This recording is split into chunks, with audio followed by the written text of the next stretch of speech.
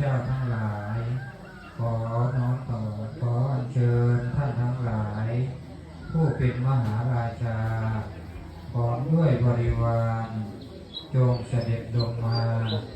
ซึ่งอนุโมทนาในกองบุญอุปสมบทของพวกข้าพเจ้าทั้งหลายในกาลบัดนี้เถิดสาธุ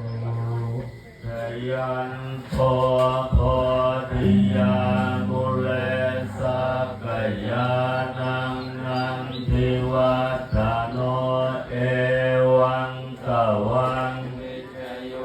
โหหิชยาสุชยมังคะเล